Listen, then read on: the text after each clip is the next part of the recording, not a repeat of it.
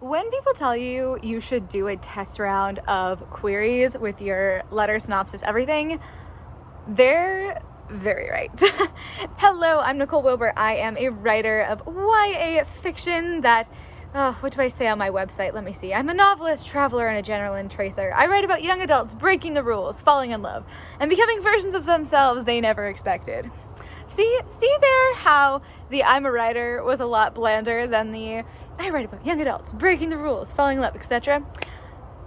I, over the past 2 months, have realized how important that pitch part is. Obviously, it's very important, but how your book sounds, how jazzy it sounds, all of that kind of stuff is very important. So I stopped posting on YouTube for 2 months this year, which means that when I sent out my next round of queries, I did a round last year of 11, and then I started again this year, I actually didn't vlog any of it, and I want to catch you up on what is happening with my querying journey right now.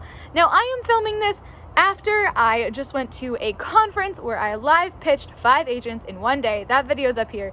That was exhausting. But that came as only part of the journey of 2025 querying.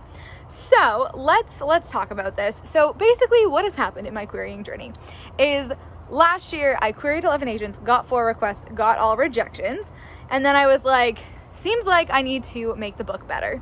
So I did that, spent a year, almost a year, editing it and making it better. I got a developmental editor, etc., etc., etc.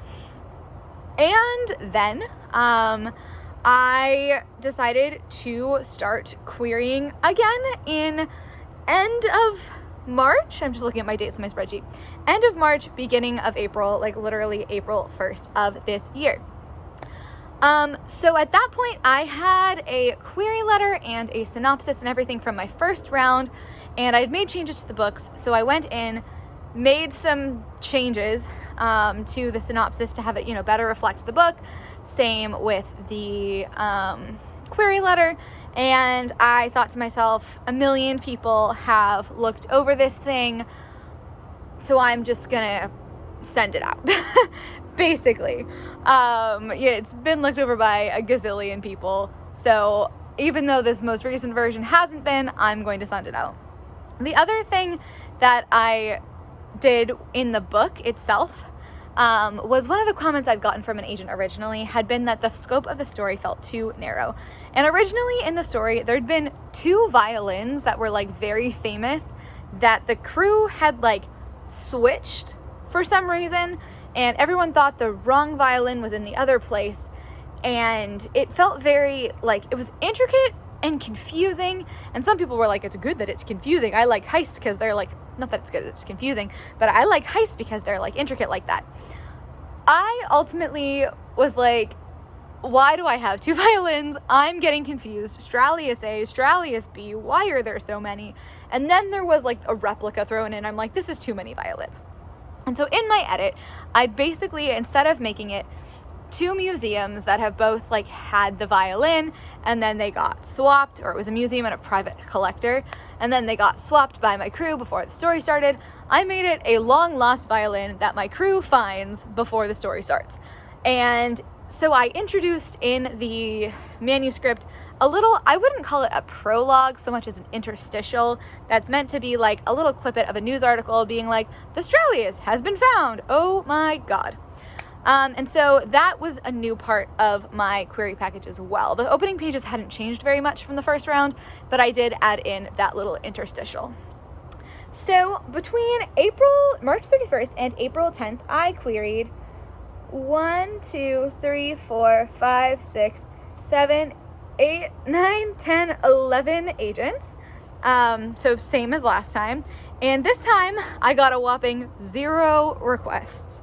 And things have closed out. It's now end of June. So basically all of those are done. They're closed, no reply, or they were rejections. I chose these agents differently than I chose the original ones. I chose these ones by basically messing around on Query Tracker. I was kind of looking at Publishers Marketplace top agencies for YA, a little bit, and then also looking at like query tracker agents and trying to balance like percentage acceptance with the response rate, because I was like, I'm gonna test it, so let's see some who respond quickly. They did respond quickly. They responded quickly with a whole lot of no's. And I was like, partway through this, before I'd even gotten all the rejections, I kind of started freaking out because I had gotten a much better result last time. And I was like, oh no, the book is better, but the query's not. And so cue my absolute freak out panic over the fact that the book was like performing worse. Part of it is luck of the draw, right? Like this was probably, part of it was the query, but part of it was just like it not being the right batch of agents. There's a couple in here that I'm like, damn, like I really thought that this would be good. Like anytime someone who's looking for heists specifically, an agent, turns it down, I'm like, no, no, why didn't you request? And that to me was like, oh, frick, like that is not great. So, I didn't send out any more queries. I started freaking out, and I was like, I didn't have this pitch package reviewed by anybody. And so I ended up going and doing a huge amount of like triage on my pitch package.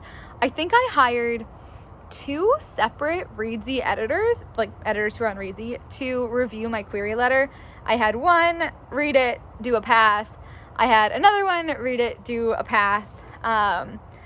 And like kind of went back and forth on revisions with both of them to get 2 different opinions. I also worked with the wonderful Michelle Schusterman, who if you don't know her and her channel, you should go check it out. She has an awesome editing service, and she worked with me on my synopsis. And honestly, we got the synopsis before it was complete crap, and we got the synopsis in really, really good shape, which I'm super excited about. And I also got the query in much better shape. Basically, the first editor on it had been very useful on the query, but then when I went to the second one, which was a lovely, I think he was, I want to say British guy, he was very much like, this is too long. Your plot paragraph is way too long, like atrociously too long. I was like, oh. And so we went in and,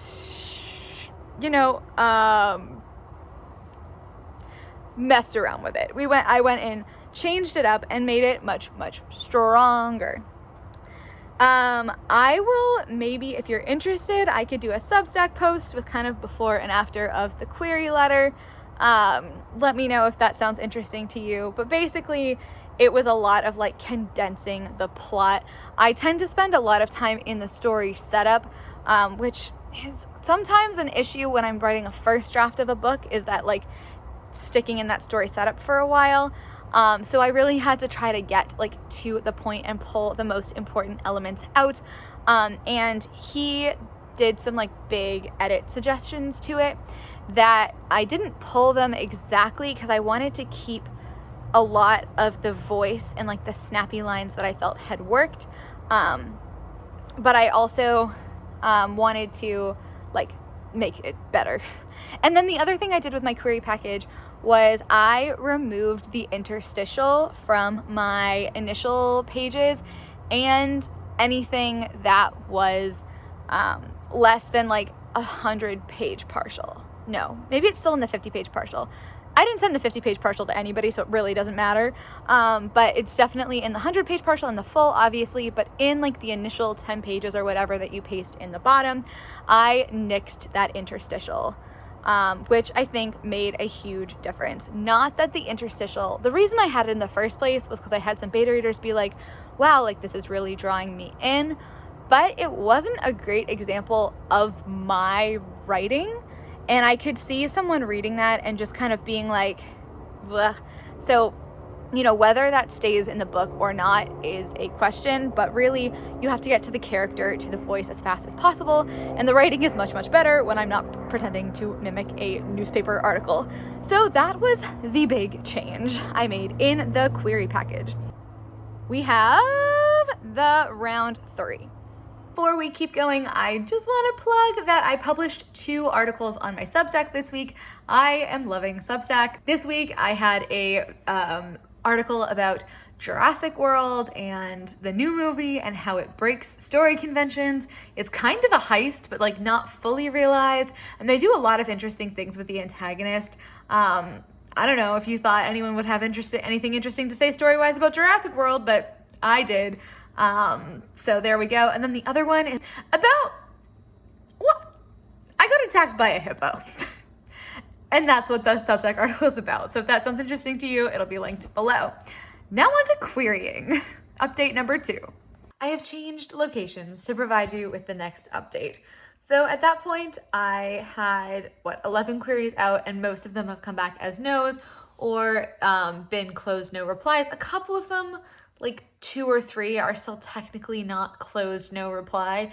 And last year I had it where, the 3 months passed that someone said, and then they requested. So you never know, but you kind of know.